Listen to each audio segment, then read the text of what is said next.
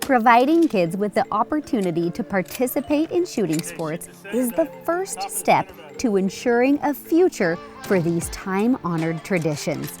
Many competitive shooting series, like the National Rifle League, have created a youth division specifically for parents that want to include their kids in the competitive shooting community. Creating a welcoming place for kids to shoot with their parents and mentors will help these kids to develop life skills such as sportsmanship, responsibility, discipline, and gain self-confidence. There's a lot of parents out there that have kids and they really want their kids to disconnect from the computer, put down their phones, and pick up a rifle and take up shooting sports with them. How did you engage Mel, and how would you recommend, or what would you recommend to other parents to make it fun? Yeah, that's my biggest thing, is I want to make it fun. I want to make it enjoyable. I want her to be able to learn at her own pace, and then I just want to try to teach her the correct fundamentals to hit some steel. It is so much fun to hit steel. And so the target size that you put out is important, and you'll start, a little bit bigger as for kids, and then you're going to scale it down a little bit to make it more and more challenging so that they can start to learn something and start to see some of their flaws. Good. 973. So that was a really fast time. Okay, that was a great shot, fast time. But what I want to see is maybe slow down just a little bit and make everything a little bit smoother. If you can get to 12 seconds, that's what I want.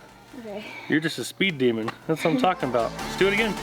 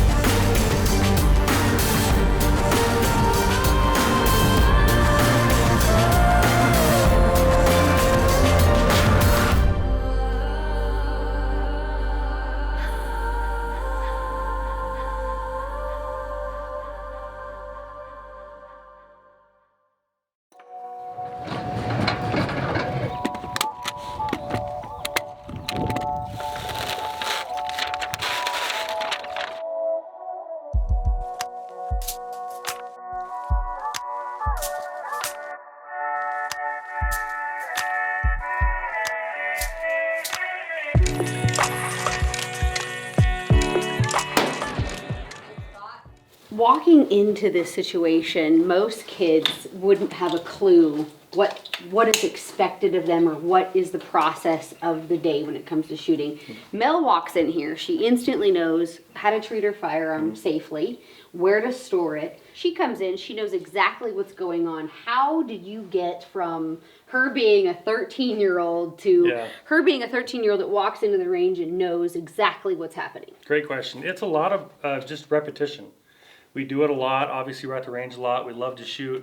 We love to shoot together. And so when we first got going, we were all about firearm safety. As kids, they tend to be a little bit careless and they don't have their surroundings kind of intact like you and I do. And so for us, we wanted to make sure that everything was super safe. Always muzzle down range and muzzle up. Put the muzzle, the rifles in the racks. It just helps the whole vibe of kind of what we're doing. She's kind of fell into it and she loves it. So it's fun for me as a dad, and it's exciting to see. as anyone that's introducing somebody new to shooting sports, that range etiquette is such an important component. You know, not flagging the barrel Very at people, not coming in with a firearm that has a magazine in and the bolt closed. That's like the worst condition you can walk into a range. You always want that mag out, bolt back. That's right. Everybody can tell the status and condition of your firearm with a visual inspection and know at that point that the firearm is unloaded and it's unable to operate. So her coming in as a kid, you know, and having all of that protocol just built into her is an exceptional example of how we should all introduce new people to shooting sports, by teaching them that range etiquette before they ever even get to the range.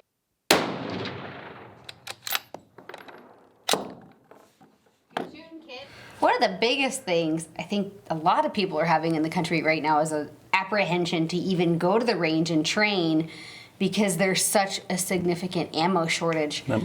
And every round you send is so valuable right now. How do we come out here and know that we're really accomplishing something and not just wasting ammo? That's right. So with the ammo shortage, I love the one-shot drills. You're really getting a lot of information, and you're able to practice, you know, for a full half a day on 30 or 40 rounds. Instead of just sitting at a bench, or instead of sitting on the, you know, prone and just running round after round after round after round, we're actually trying to accomplish something. Shooter, understand course fire. Yes. All right.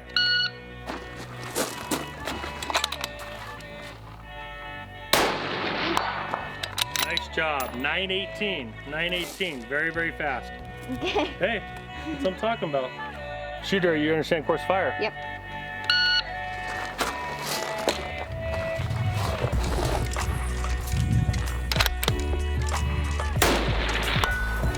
Nice shot. Perfect time, 12:57. That was great.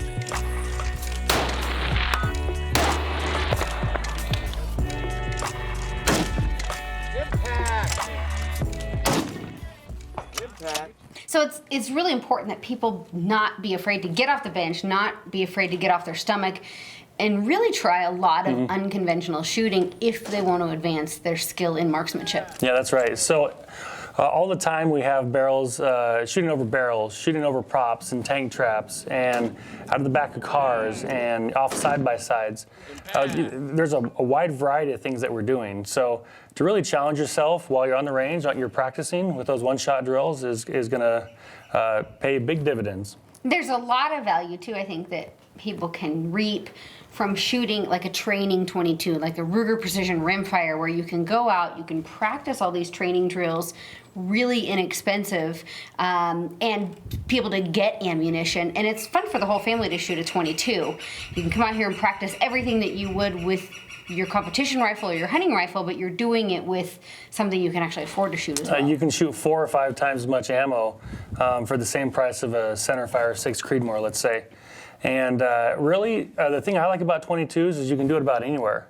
Anywhere that has a 50 or 75 yard range, you can have a ton of practice. That's just like shooting 300, 400, 500 yards with a centerfire rifle. So you can do it about anywhere as well.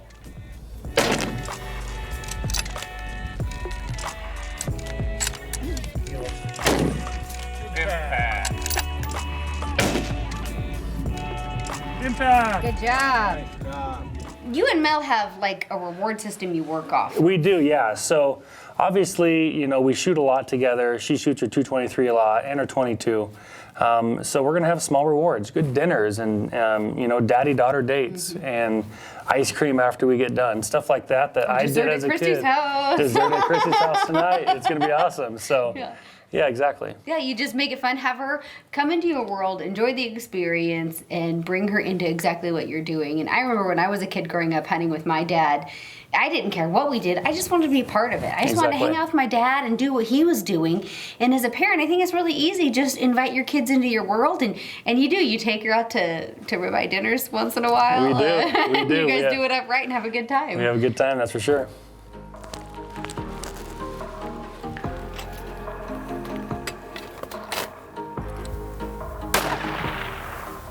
Great shot. Excellent job. Kids learn by watching and doing. Inviting kids into shooting sports is as rewarding for the parent or mentor as it is for the kids that we teach. Be that person that sets a good example. that makes time and creates those opportunities. We are the future of shooting sports. What we do now to inspire the next generation will cultivate a bright future for shooting sports and our cherished Second Amendment.